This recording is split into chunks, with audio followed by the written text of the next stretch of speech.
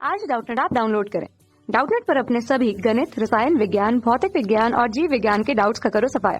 बस प्रश्न की फोटो खींचो, एक ही प्रश्न को क्रॉप करो और तुरंत वीडियो सोल्यूशन पाओ।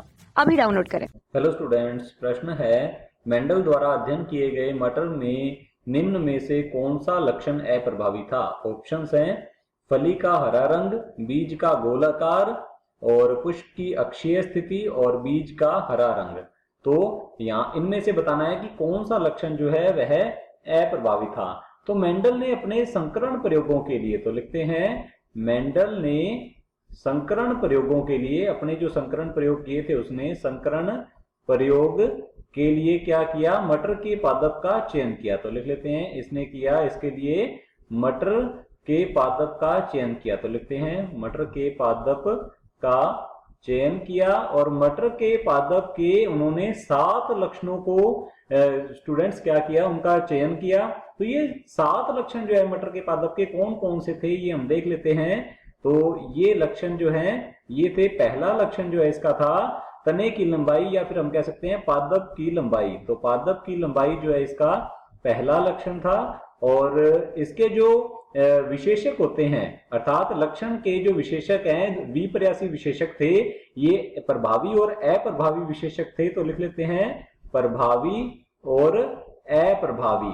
तो 2 विशेषक थे इनके।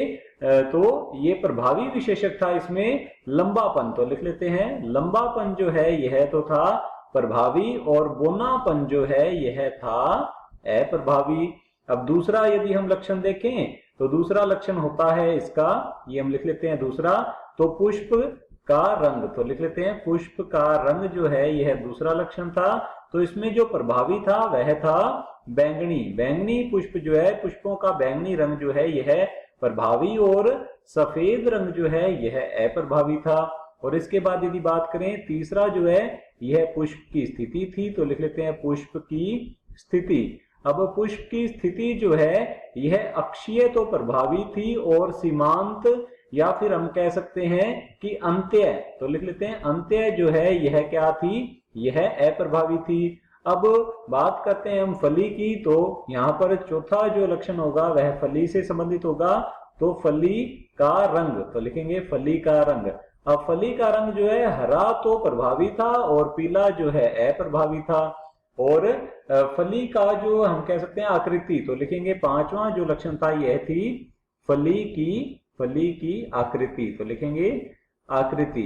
अब फूली हुई फली जो है ये तो थी प्रभावी। तो लिख लेते हैं फूला हुआ जो ये लक्षण है, फूली हुई फली जो है ये तो थी प्रभावी, इसका विशेषक था। तो लिखेंगे फूली हुई प्रभावी विशेषक और सिकुड़ी हुई जो होती है यह अप्रभावी विशेषक था।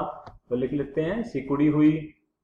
अब हम बात करते हैं छठे लक्षण की। तो छठा लक्षण है इसका बीज का रंग। तो यहां हम लिख लेते हैं बीज का रंग। अब बीज का रंग जो है यहाँ पर ध्यान देने वाली बात यह है कि पीला रंग जो है यह तो प्रभावी है और हरा रंग जो है यह अप्रभावी होता है।